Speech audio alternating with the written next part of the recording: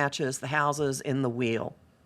This spread is a mix of energies. It's mental, it's intellectual, it's got some things having to do with money and resources. It's expansive. It does show a couple of anxieties or worries and a very interesting approach to it all. So start with the card in the middle. This is the significator.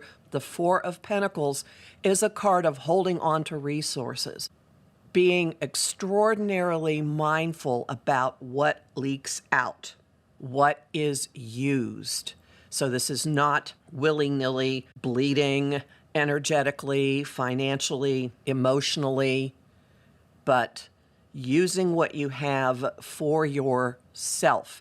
And interestingly, it's as if this is a shield that we wear as we go through everything else, because the rest of the spread does not indicate isolating or refusing to participate in life. So we're going into situations being very cautious and deliberate and mindful. The first house has the Fool representing identity for this year, and the Fool is a fresh energy, a youthful energy, just jumping in, taking a leap of faith, not worrying too much about the consequences. There's a very strong streak here of letting a more youthful, exuberant part of yourself come to the fore and just taking a chance. You've heard the phrase, the Great Resignation, people leaving jobs because they're not satisfying. I'm seeing this also in relationships. There's something here of, why not just take a chance and do it, whatever it may be for each individual. The next card in the second house, the Nine of Swords, is one of the two slightly troubling cards here. It's in the house of money, resources, talents, abilities, marketable skills. This isn't an actuality of problems, but it represents the anxiety, the worry, sleeplessness, nightmares. So this may be fueling that cautiousness about the spending of resources that is the center of the approach to everything. And interestingly, this card is in one of the two houses involved in 2022's eclipses, which have us revisiting and resetting the role of money and resources, our relationship to them, what we put ourselves into, what we get out of it. The card next to it in the third house, the Wheel of Fortune, indicates a terrific amount of mental activity, of communication, of a lot of chickens coming home to roost. There's an element of coming full circle with the Wheel of Fortune. This is a generally happy card. We could like a lot of what we hear. It certainly indicates a lot of interchanges, a lot of interactions, going along with my suspicion that we're basically not going to be isolating, withdrawing from contact, although we may come up with different ways of having contact with people. I don't see people in isolation this year. The fourth house, the Ace of Wands, a new burst of energy and fieriness and passion about what your base in the world is. The fourth house deals with home, family, early childhood, where you put your feet down on the ground, where you feel at home in yourself. This is planting a lot of seeds. It's a rebirth. It's a lot of energy, and it speaks to the energy that's going to be really hot from mid-May until mid-October, and particularly mid-May to mid-June, when Jupiter is in Aries and Mars moves into Aries too. So you'll be really gung-ho about something. The fifth house, the Two of Cups, a fifth house of creative self-expression, of romance, of risk-taking, of children, of creativity. Children of the body, children of your creativity, children of the mind. This indicates emotional interactions. It indicates collaborations, pairings, Some people finding a way, even during the midst of whatever the outside world may be going through or doing to us. This is connecting. This is finding kindred spirits. This is sharing emotions. This is creating with someone else, creating something with another. At least it's internal balance. If you have creative projects, this is the emotional lubricant to get them going. If you have collaborations, this is wonderful, and it bodes well for actual romantic relationships occurring even in the midst of all of this. The sixth house, the Knight of Pentacles, daily routine, habit patterns, the work you do with a little W, notion of service. Knight of Pentacles is one of the slowest moving cards in the deck, but he's utterly reliable. This is an offer having to do with money, something solid, something tangible, a development of moving slowly, steadily. Sounds like all the Capricorn energy at the beginning of 2022.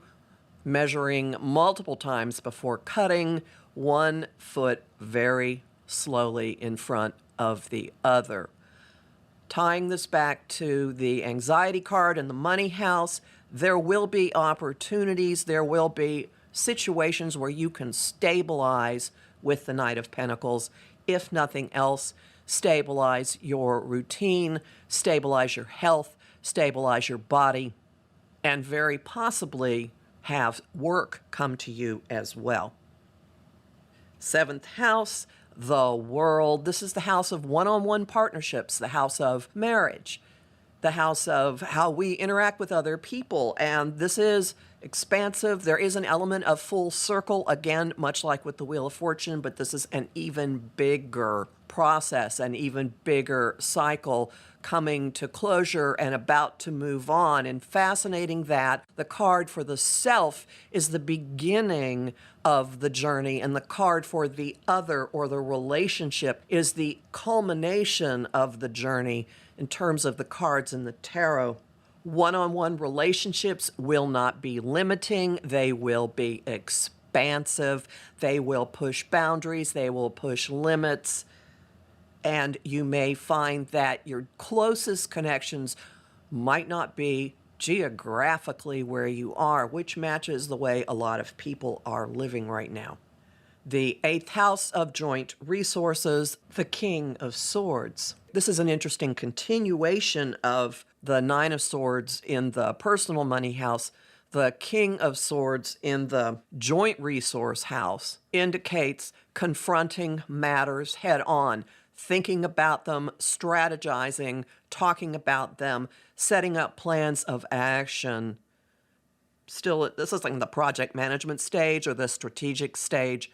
What are you going to do? This house deals with anything that you invest time, money, energy, emotions into and what you get out of it. It is a house of sharing, stocks, insurance, taxes, but also trust, sex, deep level emotional commingling with another person. Again, sure doesn't sound like isolating, definitely sounds like interaction. And next to the King of Swords, we have his companion, the Queen of Swords, in the ninth house of higher mind, which covers an awful lot of territory. It's life philosophy, the way you view reality, the beliefs that you have about how the world works. It has to do with publishing, with the media, with getting a message out and broadcasting it. Higher education, longer-term training, not a short-term class, which the Wheel of Fortune might be talking about, but an actual course of study, the legal system, contacts with cultures or peoples or situations, lands that are foreign to you.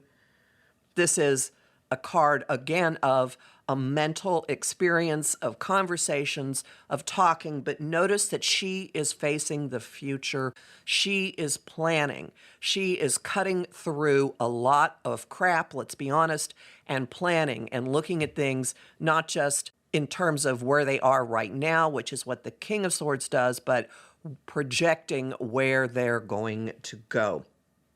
To her left in the 10th house is the High Priestess. How fascinating that two embodiments of feminine energy are at the top of the reading.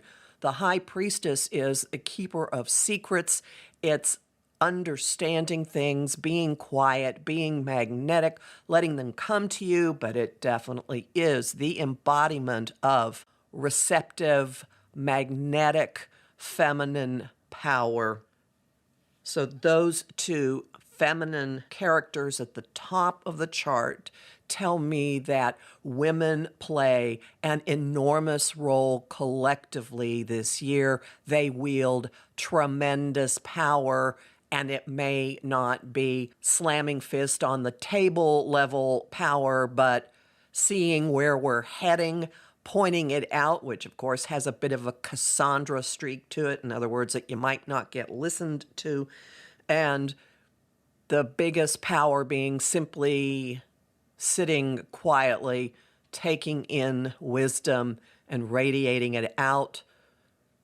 The High Priestess in the most public house, in the career house, is a card of acting by not acting, an influence of focusing on what you want, magnetizing it, and then letting it come to you rather than going out in the world and going after it. Next to her, the Tower in the 11th house. The Tower breaks up structures. It is a startling development that knocks something down that has been a given. It's in the house of friendships, group associations, long-term wishes. We may all see something radically differently. Gee, would that be a surprise? We may find networks that we've been part of collapsing, something happening that suddenly just knocks them out. The last year with the Saturn-Uranus square has certainly done a number on a lot of friendships that have just sort of cratered or moved into a new way of being. And this continues that. Whatever you have been interacting with, very likely will change dramatically. If nothing else, your perspective on it is going to change. Very probably the structure will change. And underneath it all, in the 12th house of retreat and solitude and self-sabotage, we have the Magician, the second card in the deck, right after the Fool, and the guy who shows up before the High Priestess. The Magician is a mental energy card. It is an influence of having all the tools at your disposal that you need. He's got all four suits there with him, all four elements, all four fundamental energies, and what he does with them creates what happens in his life. Form follows thought. What you think definitely invites in what happens to you. To some extent, it leads to what happens to you. A couple of things about this placement.